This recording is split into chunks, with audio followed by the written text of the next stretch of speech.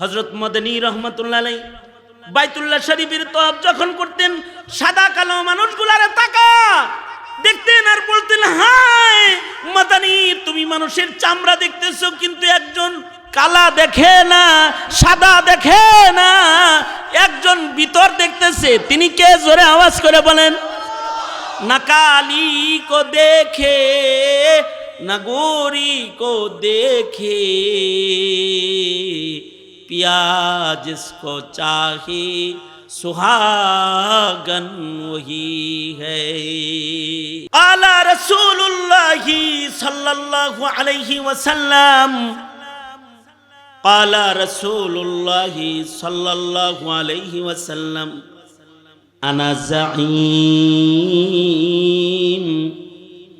अना ज़ईमुन बिबैतिन फी वसतिल जन्नह লিমান হাসানা খুলুকাহু।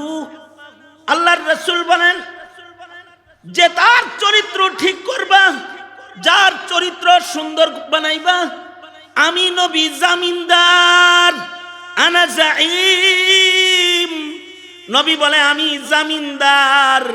বিবাইতিন ফি ওয়াসাতিল জান্নাহ, জান্নাতের মিডলে তাকে আমি বাড়ি লয়ে দিমু। সিফায় সাফায় না, বর্ডার এরিয়ায় না, ফি ওয়াসাতিল জান্নাহ, জান্নাতের মাঝখানে নবীজি বাড়ি নিয়ে দিবে। যার চরিত্র ভালো তাকে, চামড়া ভালো সে কাজ হবে না, গঠন সুন্দর দিয়ে কাজ হবে না, কিন্তু চরিত্র সুন্দর, আখলাক সুন্দর, ইবাদত সুন্দর। কারণ আল্লাহ তাআলা মানুষের চামড়া দেখে না, চেহারার সৌন্দর্য দেখে না, আল্লাহ দেখে চরিত্রের সৌন্দর্য। আল্লাহ মানুষের টাকা দেখে না। আল্লাহ তো এমন সরকার যে টাকা পয়সা দেখে না।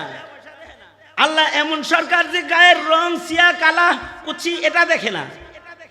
আল্লাহ দেখে হলো ইন্নাল্লাহা লা ইয়ানজুরু ইলা সুওয়ারিকুম ওয়া আমওয়ালিকুম ওয়ালাকিন ইয়ানজুরু ইলা কুলুবিকুম ওয়া আমালিকুম। আল্লাহ তাআলা বান্দার বাহ্যিক দেখেন না, বাহ্যিক দেখে হইলো দুনিয়ার সরকার বাহ্যিক চেহারা দেখে। যেমন শেখ হাসিনা চেহারা দেখা নমিনেশন দিয়ে এমপি বানাইছে, এর ভেতরে কিছু নায়ক রে এমপি বানাইছে। নায়ক কালা এর লেগা না, নায়কটা দেখতে সুন্দর এর লেগা এর অনেকে পছন্দ করে, তাই হাসিনারও খুব পছন্দ করে। তুমি সংসদ সদস্য, এমপির পদ দিয়ে দিছি চেহারা দেখা। কিছু আছে গলা সুন্দর, গান গায়ে ভালো, কয় মমতাজ তুমি সংসদ সদস্য। কারণ দুনিয়ার সরকার চেহারা দেখে। দুনিয়ার সরকার মানুষের আজে বাজে যোগ্যতা দেখে। গান গাইতে পারে, বল করতে পারে, ফিল্ডিং দিতে পারে, মানে মিডফিল্ডার ভালো না থুকুমুকু। মনে করেন সে অধিনায়ক হিসেবে, খেলার অধিনায়ক হিসেবে মাশরাফি, হায় হায়, ওই যে সাকিব আল হাসান আর মাশরাফি সবার কাছে কত প্রিয় ছিল, ভালো খেলে তাই। কিন্তু শেখ হাসিনার কাছে আরো ভালো। শেষ পর্যন্ত শেখ হাসিনা কি করলো? এমপি বানাই দিছে। এমন এমন চোর বাটপার যারা জাতির সম্পদ লুণ্ঠনকারী, তাদের দলে এগুলোরে ঢুকাই দিছে। বেচারাগুলা আগে পাইতো চুমা, এখন চায় ক্ষমা। আগে নিত অটোগ্রাফ, এখন অপেক্ষায় আছে না জানি কোন গ্রাফ আর ঘুষি গ্রাফ পাবলিকে দেয়। আসলে দুনিয়ার সরকার মানুষের বাহ্যিক হালাত দেখে, কিন্তু মহান রব্বুল আলামিন লা ইয়ানজুরু, ইন্নাল্লাহা লা ইয়ানজুরু ইলা সুওয়ারিকুম ওয়া আমওয়ালিকুম। মাল দেখা এখনো নমিনেশন বিক্রি হইতেছে, টাকা দেখা নমিনেশন। কোন ফহিন্নি নমিনেশন পায় না, দলের কাছে যার টাকা বেশি জমা হয় এটা নমিনেশন পায়। কত টাকা দিয়ে কিনা আনছে, মানুষ জিগায় কিরে এইটা যে নমিনেশন পাইলো এটা কয় টাকা দিয়ে কিনছে, হ্যাঁ টাকা দেখে দল তাকে নমিনেশন দিচ্ছে। কিন্তু আল্লাহর নমিনেশন কেউ যদি চায় টাকা দিয়া হবে না, চেহারা দিয়া হবে না, তেলেসমাতি দেখাইলে হবে না, আখলাক সৌন্দর্য লাগবে। হাবশি কালা হইলেও যদি আখলাক ভালো হয়, আল্লাহ তাআলা তাকে জান্নাতের দুলহান বানায়া দিবে। কারণ না কালি কো দেখে না গৌরি কো দেখে, পিয়াজ কো চাহি সুহাগন ওহি হ্যায়। হযরত মদনী রহমাতুল্লাহ আলাইহি বাইতুল্লাহ শরীফের তওয়াফ যখন করতেন, সাদা কালো মানুষগুলারে তাকা দেখতেন আর বলতেন, হায় মদনী, তুমি মানুষের চামড়া দেখতেছো কিন্তু একজন কালা দেখে না, সাদা দেখে না, একজন ভিতর দেখতেছে। তিনি কে? জোরে আওয়াজ করে বলেন। না কালি কো দেখে না গোরি কো দেখে, पियाज इसको चाहे सुहागन वही है। আল্লাহ তো মানুষের আখলাক দেখে, চরিত্র দেখে। আল্লাহর রাসূল বলেন, আনা জাইম বিবাইতিন ফি ওয়াসাতিল জান্নাহ, তোমাকে জান্নাতের মাঝখানে একটা বাড়ি আল্লাহর কাছ থেকে আদায় করে দেওয়ার জামিনদার আমি মুহাম্মদ সাল্লাল্লাহু আলাইহি ওয়াসাল্লাম হয়ে গেলাম। শর্ত হলো চরিত্রটা ভালো করে আলাও, জান্নাতের মিডলে তোমাকে আল্লাহর কাছ থেকে বাড়ি আদায় করে দেব। আল্লাহু আকবার কাবীরা। ওনাদের নির্দেশে আপনাদের সামনে বসে গেছি। বরকতের নিয়তে সূরাতুল কলম থেকে মশহুর আয়াতে কারিমা এবং নবীজির দুটি হাদিস আপনাদের সামনে অংশ বিশেষ পেশ করেছি। এইগুলোকে সামনে করে কিছু কথা আপনাদের সামনে বলবার ইরাদা। আল্লাহ তাআলা কিছু উপকারী কথা আপনাদের কানে পৌঁছাইবার তৌফিক দান করেন, আমিন। কিছু জানা জানা, চেনা চেনা, পরিচিত, শোনা শোনা কিছু কথা, যেই কথাগুলো বারবার তাকরার হয়, ইদা তাকাররারা তাকাররারা, এটা কলবের ভেতরে বসে। এ কারণে পরিচিত শোনা কথাগুলো বারবার শুনতে হয়। হৃদয়ে বসে গেলে কথাগুলো আমল করা সহজ হয়। মুরব্বীদের জবান থেকে সেই পরিচিত পরিচিত কিছু কথা আপনাদের সামনে তাকরার করার মানুষে বসে গেছি।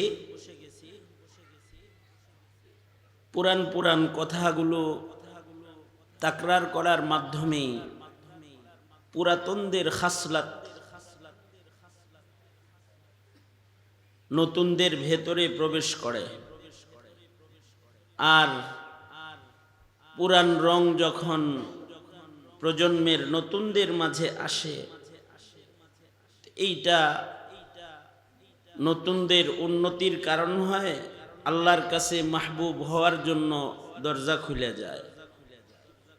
আল্লাহ তাআলা পুরান যারা, আগের যারা, পূর্বের যারা, তাদের অনুসরণ অনুকরণ আমাদেরকে করতে নির্দেশ করেছেন। কারণ এখন সমাজের মানুষের বিভিন্ন দিকের উন্নতি সাধন হইলেও পুরান মানুষদের যে চরিত্র আখলাক ছিল, সেই আখলাক থেকে প্রজন্মের নতুনরা এখন বঞ্চিত। আর একটা মানুষের জীবনের উন্নতি হলো তার আখলাকের উন্নতি। ওদেরকে থামানতে, এই তোমাদের কথা আমার কানে আসে, যাও ভাগো এখান থেকে, সরো। পুরাতনদের আখলাক ভালো ছিল, কারণ আখলাকের উন্নতি মানুষের সবচেয়ে বড় উন্নতি। আর আখলাকের অবনতি, অধপতন মানুষের সবচেয়ে বড় অধপতন। মানুষের আখলাক পরিবর্তনের জন্যে মানুষকে মনুষ্যত্ব শিখাইতে এবং আখলাক চরিত্রে আল্লাহর পছন্দের মানুষ বানাইতে আল্লাহ পাক যুগে যুগে নবী রাসূলগণকে প্রেরণ করেছিলেন। নবীরা ছিলেন মানুষের আখলাক পরিবর্তনের শিক্ষক। আল্লাহ পাক বাবা আদম থেকে শুরু করে আমাদের নবী পর্যন্ত সকল পয়গম্বরকেই জমানার মানুষের চরিত্র ঠিক করার জন্য, আখলাক ঠিক করার জন্য জমিনে প্রেরণ করেছিলেন। যখনই কোনো জাতির আখলাকের অধঃপতন হয়েছে, তো সেখানে আখলাকের বর্ণনা নিয়ে নবী রাসূলদের আগমন হয়েছে। আমাদের নবীজিও জাহিলিয়াতের মানুষের আখলাকের উন্নয়নে আমাদের নবীজি আবির্ভূত। নবীজি বলেন, বুইসতু লিউতাম্মিমা মাকারিমাল আখলাক। নবী বলেন, আমি আবির্ভূত মানুষকে সর্বোত্তম চরিত্র শিক্ষা দেওয়ার জন্য। সর্বোত্তম চরিত্র মাধুরী নিয়েই নবীজি আগমন করেছেন। আল্লাহ তাআলা আমাদের নবী আলাইহিস সালাতু ওয়াস সালামকে আখলাকের ভেতরে শ্রেষ্ঠ যেটা সেটা দান করেছেন। সূরাতুল কলম আয়াত নাম্বার 4 আল্লাহ পাক বলেন, ইন্নাকা লাআলা খুলুকিন আযীম। নিশ্চয়ই আপনাকে সর্বোত্তম চরিত্র মাধুরী যেটা সেটা আপনাকে দেয়া হয়েছে। আপনি তো সর্বোত্তম চরিত্রের অধিকারী। আমাদের নবীজিকে এমন চরিত্র মাধুরী আল্লাহ দিয়েছিলেন যেটা শ্রেষ্ঠ, এটা খুলুকে আযীম, আখলাক হাসান, করিম, আযীম। হাসান যেটা, এটাও প্রশংসনীয় আখলাক। করিম আরো উন্নত, আযীম সর্বোত্তম চরিত্র। সবচেয়ে বেশি উন্নত চরিত্র হলো খুলুকে আযীম। হাসান, খুলুকে হাসান। যদি কারোর ভেতরে হাসান বলা হয় যে প্রতিশোধ নেয়, ইনসাফ করে, তাকে হাসান বলে। কেউ তাকে আঘাত করলো, সে পাল্টা সমান একটা আঘাত দেয়, কিসাস গ্রহণ করে। শরীয়তে ইসলামে সমানভাবে বদলা নেওয়ার অধিকার আল্লাহ তাআলা দান করেছেন। যদি কিসাস বা বদলা নেওয়ার বিধান না দেন, তাহলে তো জমিনে ইনসাফ প্রতিষ্ঠিত হবে না, জমিনের অন্যায় বন্ধ হবে না। কিছু ভালো মানুষ আছে যারা খুলুকে হাসান, তারা বদলা নেয়, কিন্তু বদলা নিতে যায় হাসিনার মতো হত্যাজাওয়াজি করে না। কেউ বদলা নিতে চায়, বাপের হত্যার বদলা নিতে যায় একেবারে বাড়াবাড়ি করে আলাইছে। অথবা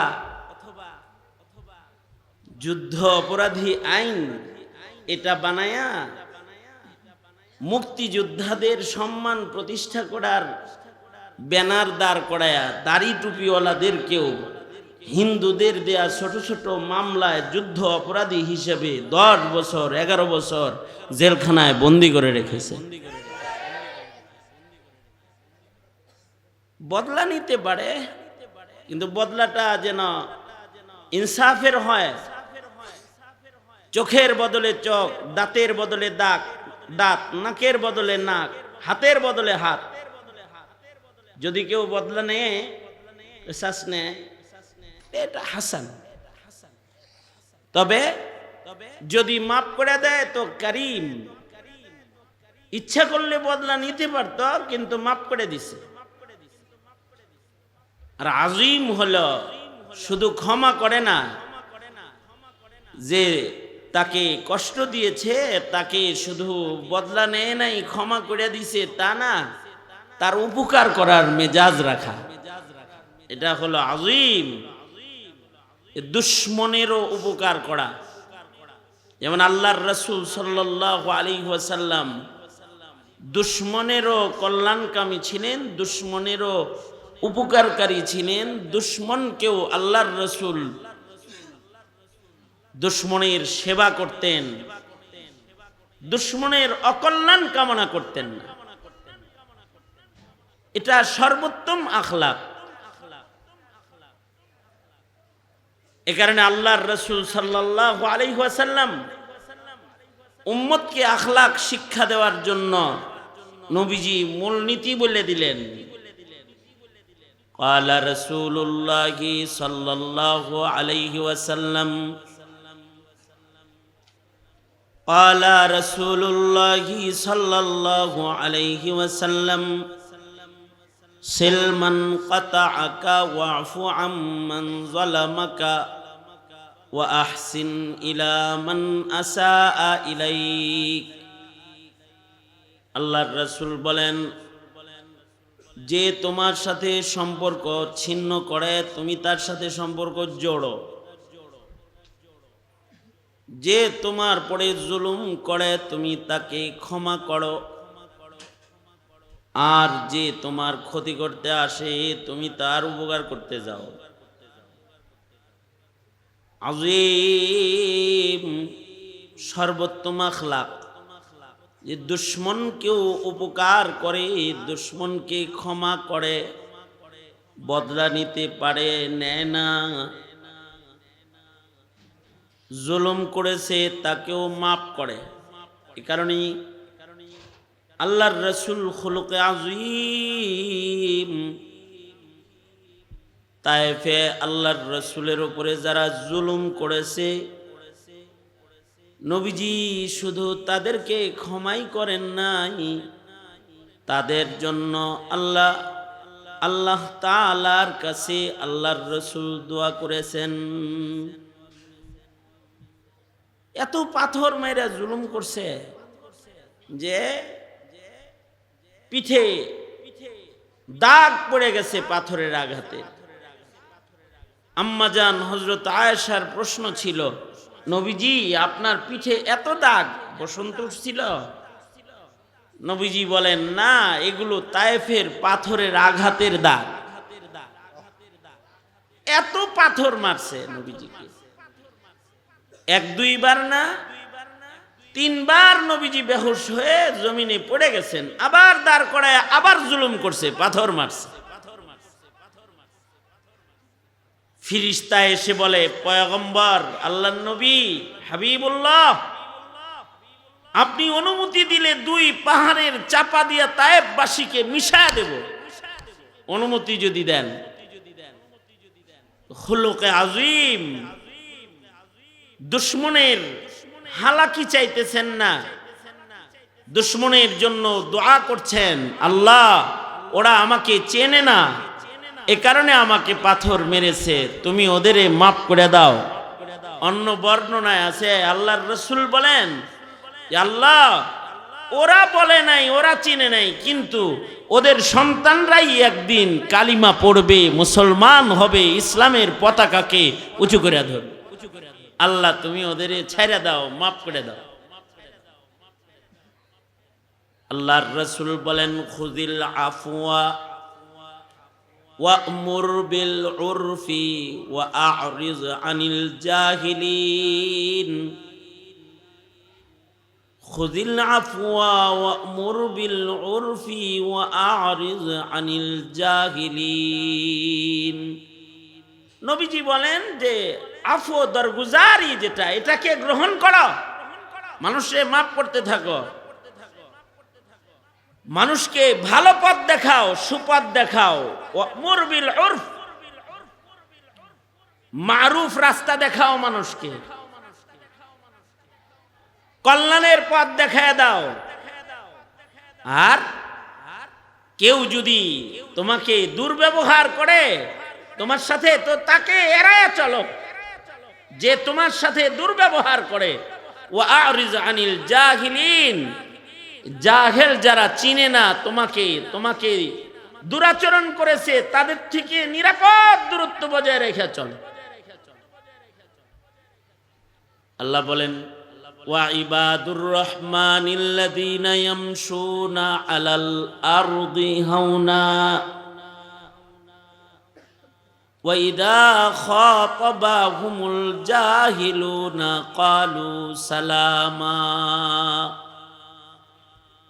জমিনে বিনয়ের সাথে হাঁটবে আল্লাহর রহমানের গোলাম, তারা জমিনে বিনয়ী বড়, তাদের ভিতরে আখলাক চরিত্র উন্নত, তারা বিনয়ী মানুষ, জমিনে বিনয়ের সাথে কদম ফেলে। আর তাদেরকে যদি কেউ গালি দেয় তো তারা পাল্টা গালি দেয় না, তাদের সালাম দিয়া ভালো কথা কয়ে চলে যায়। আখলাক, মাফ করো মানুষকে, মানুষের সাথে সুন্দর ব্যবহার করো। খুজিল আফওয়া ওয়া'মুর বিল উরফ। আল্লাহর রাসূল সাল্লাল্লাহু আলাইহি ওয়াসাল্লাম শুয়ে রইছেন, আরাম করতেছেন। কাফের একটা তরবারি নিয়ে নবীজির গর্দান বরাবর দাঁড়িয়ে নবীজিরে ডাক দিছে। আগের কাফেররাও আত্মমর্যাদা বোধওয়ালা ছিল, এখনকার কাপুরুষ হামলাকারী কাফের কুফফার আগে যুগে ছিল না। ঘুমন্ত মানুষের মারতো না, নারী শিশুর উপরে মারতো না, আর রাত 12টার পরে হামলা করে কাপুরুষ ঘুমন্ত মুসল্লিদের উপরে হামলা করে কাপুরুষ। আগের কাফেরদেরও কিছু নীতিমালা ছিল, ঘুমন্ত মানুষে অ্যাটাক করে বসতো না। তো নবীজি আরাম করতেছেন, সে যায়া নবীজিকে ডাক দিছে, এই মুহাম্মদ সাল্লাল্লাহু আলাইহি ওয়াসাল্লাম। নবীজি ঘুম থেকে উঠছেন আর নিজের খোলা নাঙ্গা তরবারি, ধারালো তরবারি নবীজির গলায় ধইরা বলতেছে, মাইয়ামনিউকা মিন্নি, কে বাঁচাবে তোমাকে এখন? আপনারা বলুন তো, বাঁচানেওয়ালা কে? মোদি, মোদি, ভারত বাঁচাবে কে? আমেরিকা বাঁচাবে? একদল দেশ চালাইছে ভারতরে তেল দিয়া আর ইলিশ খাওয়ায়। ভারত ইলিশ দিত না হাসিনার আমলে, ইলিশ খাওয়াইতো। তারপরে তাদেরকে রাস্তা দিয়ে দিতেছে, তাদেরকে নৌবন্দর দিয়ে দিতেছে, দেশের ভেতর দিয়ে রাস্তা দিয়া তাদের সেবা যত্ন করে খুশি রাখছে। আর মনে করছে ভারত আছে তো 46 সাল, আমি হাসিনা আসি মরিয়ার বাসি, এদের কল্পনা করে বসেছিল। কিন্তু আসলে রাখা, বাঁচানো, উঠানো এগুলো কার কাজ? জোরে আওয়াজ করে বলেন। নামানো কার কাজ? জোরে চিল্লায় আওয়াজ করে বলেন, কার কাজ? হাসিনারে ভারত বাঁচাইতে পারলো না, ক্ষমতার চেয়ারে বসায় রাখতে পারলো না, তার ক্ষমতা মৃত্যুবরণ করলো। শুধু তার ক্ষমতাই মরল না, তার রাজনীতি যারা করলো সবগুলার ক্ষমতা মরল, দৌড়ের উপরে আছে সব। এখন আবার অনেকে যারা রাজনীতি করে, এখন কেউ নতুন দাদা বাবুরে বাইল করার ভাও করতেছে, কেউ ভারতরে ভাও করে চলছে, থাকতে পারে নাই। মনে রাখতে হবে, ইউনূস সাহেব, আমেরিকা আপনারে বাঁচাইতে পারবে না, বাঁচাইতে পারবে না। কারণ সকল ক্ষমতার মালিক কে? জোরে আওয়াজ করে বলেন, আল্লাহ। সকল ক্ষমতার মালিক আল্লাহ, বাঁচানেওয়ালা আল্লাহ। আল্লাহর রাসূলকে বলতেছে, মাইয়ামনিউকা মিন্নি, মুহাম্মদ কে বাঁচাবে? সাল্লাল্লাহু আলাইহি ওয়াসাল্লাম, তোমারে কে বাঁচাইবো এখন আমার হাত থেকে? আল্লাহর রাসূল মুখ দিয়া ছোট্ট করে বাইর করছেন, আল্লাহ, আল্লাহ বাঁচাইবো। আল্লাহর রাসূলের মুখের থেকে বের হওয়া আল্লাহ শব্দের তাসির এমন যে ইহুদির হাত থেকে তরবারি কাঁপতে কাঁপতে মাটিতে পড়ে গেছে, নিচে পড়ে গেছে। কাঁপুনি থামতেছে না আর তার। আল্লাহর রাসূল সাল্লাল্লাহু আলাইহি ওয়াসাল্লাম পড়ে যাওয়া হের তরবারিটা নিজের হাতে নিয়ে হের গলায় ধরে বললেন, মাইয়ামনুকা মিন্নি, তোমারে কে বাঁচাইবো এখন? আপনি বাঁচাইবেন। আল্লাহর রাসূল সাল্লাল্লাহু আলাইহি ওয়াসাল্লামের আখলাক, খুযিল আফওয়া। নবীজি বললেন, যাও, মাফ করে দিলাম, মাফ করে দিলাম। বাস ইসলামের মাহাসিন, আখলাকের সৌন্দর্য দেখে সে বলে, এটাই যদি হয় মনুষ্যত্ব, তাহলে এটা গ্রহণ করলাম, কালেমা পড়া মুসলমান হয়ে গেলাম। সাথে সাথে মুসলমান হয়ে গেছে। আখলাক। আল্লাহর রাসূল সাল্লাল্লাহু আলাইহি ওয়াসাল্লাম বসে রইছেন মসজিদে নববীতে। এখনকার মসজিদে নববীর কথা বলছি না, এখনকার মসজিদে নববীতে বেলাল মুয়াজ্জিন নাই, অন্য কেউ আজান দেয়। এখনকার মসজিদে নববীর মুসল্লায় ইমামতের জায়গায় সাইয়্যিদুল মুরসালিন, ইমামুল মুরসালিন দাঁড়ানো নাই। এরপরেও এখনকার মসজিদেরই এত আকর্ষণ যে সারা দুনিয়া পাগল হয়ে মদিনার দিকে ছোটে। আর মসজিদে যায় নিরিবিলি বসে যায়, ওই জায়গার দিকে তাকায় থাকে যেখানে সরওয়ারে দো আলম বসে ছিলেন। রওজা আতহারের গম্বুজ দেখতে থাকে। ওই গম্বুজ দেখার আমল না, আমি ওই আমল বলছি যখন নামাজ পড়ায় সরওয়ারে দো আলম মুসল্লায় বসে মুসল্লিদের দিকে ঘুরে বসে থাকতেন, আর মুসল্লিরা নবীজিকে সাহাবায়ে কেরাম দেখতে থাকতো। 2 দিনের ক্ষুধা সহ বসলে রাসূল দেখা ক্ষুধার জ্বালা ভুলে যেত।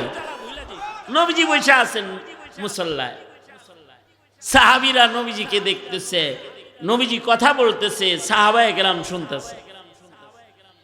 আর এই সময় নবীজির মসজিদে এক আরবি গ্রাম্য বধূ লোকের আগমন হয়েছে। সে আসছে, নবীজির মসজিদে ঢুকছে। হ্যার ধান্দা ছিল মুহাম্মাদুর রাসূলুল্লাহ সাল্লাল্লাহু আলাইহি সাল্লামের সাথে দেখা করতে হইব। রাস্তায় মুতে যে ধরছে থামে নাই, যদি যে না পাই দৌড়ে আইছে, ডাইরেক্ট মসজিদে ঢুকছে। ঢুইকা নবীজিরে পায়া তার পেশাবের চাপ আরো বাড়ছে। তো ফাবালা কাইমান ফিল মসজিদ, মসজিদে দাঁড়ায়া একেবারে মসজিদের ভিতরে পেশাব করে দিছে। কোন মসজিদে পেশাব করতেছে? যেই মসজিদে রাসূল বসে আছে, যে মসজিদে নবীজির সাহাবীরা বসে আছে। কোন মসজিদের মাটিতে পেশাব করতেছে? যেই মসজিদে আছে রাউজাতুম মিন রিয়াজিল জান্নাহ, অরিজিনাল জান্নাতের মাটি। ওখানে 2 রাকাত নামাজ পড়লে আল্লাহর জান্নাতের ভিতরে নামাজ পড়া হয়, সেখানে যে পেশাব করে দিছে। সাহাবায়ে কেরাম চেতার কথা কি রকম? সাহাবায়ে কেরাম রাগও হইছে, যায় সবাই থামাইতেছে, নবীজি সাহাবীদের থামাইতেছে, এই থামো থামো, ওরে পেশাব করতে দাও, বাধা দিও না, থামো। সাহাবীরা বলতেছে, এই কি করা, এনে পেশাব করার জায়গা নেই, এনে ছেড়ে দিলা। সাহাবীরা থামাইতে যায়, নবীজি সাহাবীকে থামায় না, পেশাব করতে দাও ওকে। পেশাব করে আলাইছে জায়গায়। এখনকার কোন চেয়ারম্যানের কার্যালয়ে যায় কেউ দেয় মুইতে দিয়েন, দেখেন কিরকম আদরটা করে আমনেরে। এখনকার কারোর কাছে যায়, কারোর ঘরে যায় পেশাব করলে রাগটা উঠবো কি? আর ছোট পোলা মানে ওই তো তাইলে এক কথা, যদি এই কামটা করে একটা বুড়া চূড়া, তাইলে তো বলবো আকল বুদ্ধি সব অন্য জায়গায় জমা দিয়ে থুয়েছিলি, এনে মুতলিকে আগে এই কথা কর, আগে ধরবো যায়। কিন্তু আল্লাহর রাসূল সাল্লাল্লাহু আলাইহি ওয়াসাল্লাম সাহাবায়ে কেরামদেরকে থামায়া দিলেন। শেখুল হাদিস জাকারিয়া রাহমাতুল্লাহ আলাইহি বলেন, এটা নবীজির তিব্বি আচরণ। নবীজি আখলাক যেমন আজিম, নবীজি ডাক্তারও আজিম, অনেক বড় চিকিৎসক নবীজি। নবীজি জানেন এখন পেশাব চলাকালীন বাধা দিলে দৈহিক ক্ষতি, তাই ওর দেহের ক্ষতি করো না, পেশাব করতে দাও। পেশাব করছে। এবার আল্লাহর রাসূল তাকে ডেকে কাছে এনে বগল তলায় বসাইছে, আদর করে কাছে বসায় কয় কিল্লে গাইছস, নিতে আইছি, টাকা পয়সা নিতে আইছি। আমি অনেকগুলো রেওয়ায়াতকে এক জায়গায় করে বলতেছি। সে বলে আমি নিতে আসছি, শুনছি আপনার কাছে টাকা পয়সা চারদিক থেকে আসে আর আপনি দুই হাতে বিতরণ করেন। এটা শুনছি, তাই আপনার কাছ থেকে কিছু পাওয়ার জন্য এসেছি। এই রকম কাম করে আবার নবীজির কাছ থেকে টেহা যায়। এখনকার যুগের নেতার মতো নেতা না, খুলুকে আজিম পয়গম্বর সাইয়্যিদুল মুরসালিন রাহমাতুল লিল আলামিন, তিনি বাইতুল মালের মুহাফিজকে বললেন, অর্থমন্ত্রীরে কইতেছে কত টাকা আছে, বেশি করে দিয়ে দে, 1 পোটলা দিনার দিরহাম। তো বেশি করে টাকা পয়সা দিয়ে দিছে। এবার আল্লাহর রসুল বলে কেমনে আইছো, বাড়ি কোথায়? কয় অনেক দূর, ওই জায়গায়, সেখান থেকে এ পর্যন্ত আসছো, কেমনে আসছো? আমরা যেমন অনেক জিজ্ঞাসা কিরে কেমনে আইছস, তার মানে সাইকেলে আইছস, মোটর সাইকেলে আইছস, নাকি অটোতে চড়ে আইছস, নাকি গাড়ি লয়ে আইছস? গরিবের গাড়ি, পায়ে হাইটা আসছি। নবীজি বলছেন এত দূর থেকে কেমনে আইছো? পায়ে হাইটা আইছি, আমার কেউ আসে নি কিছু, পায়ে হাইটা আসছি। আল্লাহর নবী বললেন বাইতুল মালে ভালো ভালো উট আছে, কিছু হৃষ্ট পুষ্ট দেখা একটা সওয়ারি ওকে দিয়ে দাও, ওর যেন আর পায়ে হেঁটে চলতে না হয়। একটা উট দিয়ে দিছে, সওয়ারি দিয়ে দিছে, তার মানে এই জমানার প্রাডো গাড়ির চাইতে দামি জিনিস। মরু প্রান্তরে উটের পিঠে চৈরা চলবে, নবীজি সওয়ারি দিয়ে দিলেন। বললেন খেজুরের বাগান টাগান আছে তো, বাড়ির লোক খায় কেমনি, চলো কেমনি? কয় কিচ্ছু নাই, শ্রম দেই, কাজ করি, পাইলে খাই, না পাইলে না খায় দিন কাটাই। রাসূল বললেন কিছু ছাগলও না বাইতুল মালও আছে, ওকে কিছু ছাগলও দিয়ে দাও, ওর বাচ্চারা ছাগলের দুগ্ধ পান করতে পারবে। আল্লাহর নবী ছাগল দিলেন, উট দিলেন, টাকা দিলেন। একটা বারের জন্য নবীজি তার সাথে রাগ করলেন না, পিঠে হাত দিয়ে শুধু বললেন এটা ইবাদতখানা, মসজিদ, আল্লাহর ঘর, এটা বড় পবিত্র জায়গা, এখানে যাতা করতে নেই। আদব শিখায়া আল্লাহর রাসূল তাকে বিদায় দিয়ে দিলেন। সে যখন যাচ্ছে মুখে হাসি, চোখে পানি। সরকারকে বলে সরকার আমি যাই, আমি আবার আসবো। নবীজির কাছ থেকে দেহাতি বিদায় নিয়ে চলে গেছি। নিজের এলাকায় যায় নবীজির আখলাকের মাইকিং করেছে, ইসলামের সৌন্দর্য মানুষের কাছে বর্ণনা করেছে। নিজের কম থেকে 300 কাফের যারা, তাদেরকে রেডি করছে মুসলমান হওয়ার জন্য, তাদেরকে আখলাকওয়ালা পয়গম্বরের সান্নিধ্যের জন্য তাদেরকে তাশকিল করেছে। এরপরে 300 লোকের বিশাল কাফেলা লইয়া আরবি নবীজির দরবারে একদিন ছুটে এসেছে।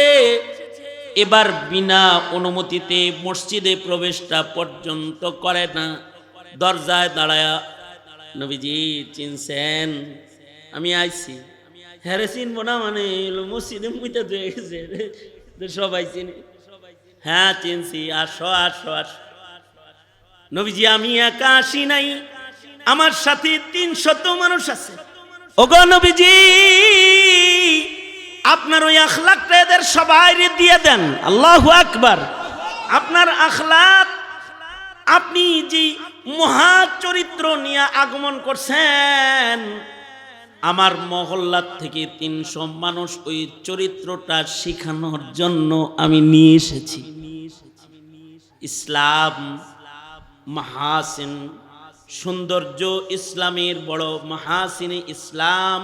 হাকিম মোহাম্মদ থানভী রহমতুল্লাহের আজব কিতাব, আথার আলী রহমতুল্লাহ যেটার বাংলা করছেন।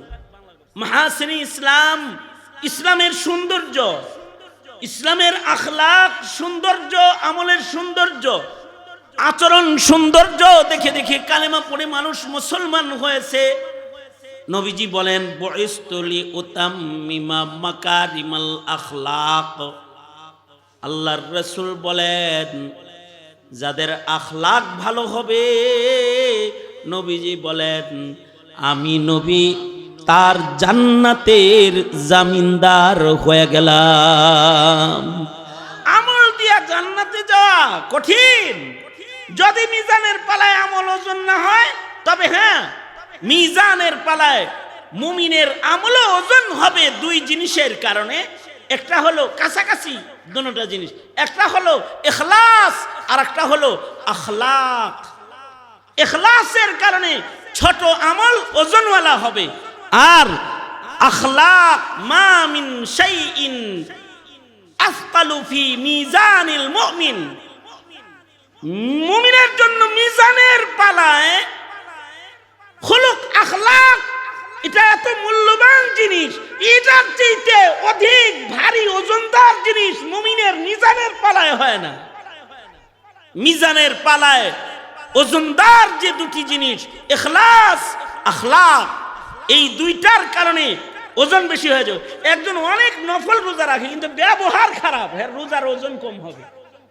আর একজন শুধু কিছু তাসবিহাত তিলাওয়াত কিছু ইবাদত সে করে ছোট ছোট, কিন্তু তার আখলাক বড় ভালো, সে প্রতিদিন মানুষকে ক্ষমা কইরা ঘুমায়। নবীজি বলে এই যে মসজিদ দিয়ে ঢুকতেছে জান্নাতি, আল্লাহু আকবার, এটা জান্নাতি, জান্নাতে যাবে। জান্নাতের ভিতরে বাড়ি লাগে নাকি?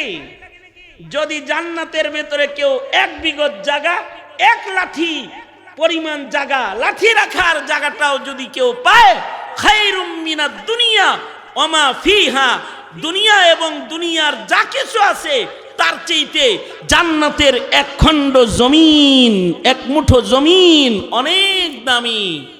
সেই জান্নাতের মাঝখানে রাসূল বলেন আমি জামিনদার হলাম, তোমাকে জান্নাতের মিডলে বাড়ি নিয়ে দিব। শর্ত হলো লিমান হাসানা খুলুকাহু, চরিত্র ভালো করবা, তাইলে তোমাকে জান্নাতের মাঝখানে জায়গা আদায় করে দিব। আলেমরা জাতির চরিত্র ঠিক করতে চায়, দাওয়াত ও তাবলীগ জাতির চরিত্র ঠিক করতে চায়, ওয়াজ নসিহতের মাধ্যমে আলেমরা জাতির চরিত্রের চাষাবাদ করতে চায়। কিন্তু দুঃখ লাগে যেই সরকারের উচিত মানুষের চরিত্র ঠিক করা, যে সরকার হবে, যে রাজার নীতি হবে মানুষের নীতি নৈতিকতার তালিম দেওয়া, বর্তমান নিজামে পরিণত হয়েছে যারাই সরকার হয় তারাই জাতির চরিত্রের মুকুটটা টেনে ভেঙ্গে এটাকে তছনছ করে দেওয়ার জন্য তারা মরিয়া হয়ে লেগে পড়ে যায়। যেমন শেখ হাসিনা, শেখ হাসিনা চরিত্র যারা ঠিক করে তাদের ভেতরে লগি বৈঠা ঢুকালো, ইস্তেমার মাঠ, চরিত্রের তালিমের মাঠ, সেখানে লগি বৈঠা ঢুকায় দিয়ে শান্ত চরিত্রের মানুষদেরকে খুন খারাপি আর রক্তপাত করার মতো ধৃষ্টতা হাসিনার আমলে হাসিনার হেলমেট বাহিনীরা করেছে। ঠিক না বে ঠিক? জোরে বলেন। চরিত্র ঠিক করতে আলেমরা যখন কথা বলেছে, তখন শেখ হাসিনা একদল মানুষের চরিত্র নষ্ট করার জন্য শাহবাগে ইমরান এই সরকারকে নারী পুরুষের খোলা আকাশের নিচে বাংলাদেশের জাতীয় পতাকা বিছাইয়া ফষ্টি নষ্টি করার বাজার কায়েম করেছিল হাসিনা, বাজার কায়েম করেছিল। আর মানুষের চরিত্র হননের জন্য শিক্ষা বিভাগকে তছনছ করে, শিক্ষা সিলেবাসকে তছনছ করে দিয়ে, ধর্ম শিক্ষাকে এখান থেকে বের করে দিয়ে গোমাতা, ট্রান্সজেন্ডার, ডারউইন এগুলো পড়ায় পড়ায় আমাদের সন্তানের চরিত্র নষ্ট করার অপচেষ্টা হাসিনা করেছে। সর্বোপরি আলেমরা জাতির কাছে চরিত্রের কথা কয়, ইবাদতের কথা কয়, ইমানের কথা কয়। আলেমদের মুখে তালা লাগাইছে, জবান বন্ধ করে দিয়ে বাকশাল কায়েম করেছে। যেখানে মাহফিল হয় সেখানে থানার পুলিশ পাঠায়া ওয়াজ বন্ধ করেছে। আর পূজা মণ্ডপ পাহারা দিয়ে মুসলমানদেরকে হিন্দু যুবক আর হিন্দু নারীদের সাথে ফষ্টি নষ্টি করার জন্য তারা পূজার দুয়ার খুলে দিয়েছিল, ওয়াজ বন্ধ করে দিয়েছিল। চরিত্র নষ্ট করতে চায়। হাসিনা তাড়াইলো, ছাত্র আন্দোলন হলো, গণ অভ্যুত্থানের মাধ্যমে এ জাতি হাসিনার নগ্নতার থেকে, বেহায়াপনার থেকে রেহাই পেল। যে ইমানদারদেরকে মূর্তি পূজক বানাতে শাপলা চত্বরে গুলি করে যারা ইমানদারদের অধিকারের কথা কয় তাদের মেরে দুর্বল করে, আলেমদেরকে সারা দেশে হাজার হাজার মামলা দিয়ে এদেশের আলেমদেরকে জেলের তালাবদ্ধ করে দিল।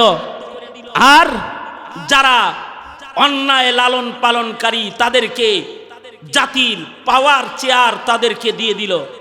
দেশে একটা অরাজকতা পয়দা হলো। এই অরাজকতা মুক্তিযোদ্ধার সন্তানেরা প্রতিরোধ করতে একযোগে তারা রাস্তায় নেমে আসলো। ছাত্র অভ্যুত্থান হলো, হাসিনা পালালো। কিন্তু হাসিনার চেয়ারে এসে এখন যিনি বসলো, সেও বসেই মানুষের চরিত্র হনন করার জন্যে মানবাধিকারের স্লোগান দিয়ে সমকামী এই দেশে আনার পরিকল্পনা করল। যে মানবাধিকার কমিশনের দায়িত্বশীল হিসাবে জামাই পুরুষ, বউ পুরুষ এমন দুই সমকামীকে বাংলাদেশে আনার চক্রান্ত করলো। ওলামায়ে দ্বীন প্রতিবাদ করলো, এতটুকুন বন্ধ হলো। নতুন প্রসেসে চরিত্র হরণ করার জন্য স্কুলে স্কুলে তারা গানের শিক্ষক নিয়োগ দিয়ে আমার মুসলিম প্রজন্মকে নাচ গান আর অবৈধ চলাফেরায় অভ্যস্ত বানাইবার প্রচেষ্টা ডক্টর ইউনূস সরকার করলো। আলেমরা প্রতিবাদ করলো, প্রজ্ঞাপন বাতিল করলো।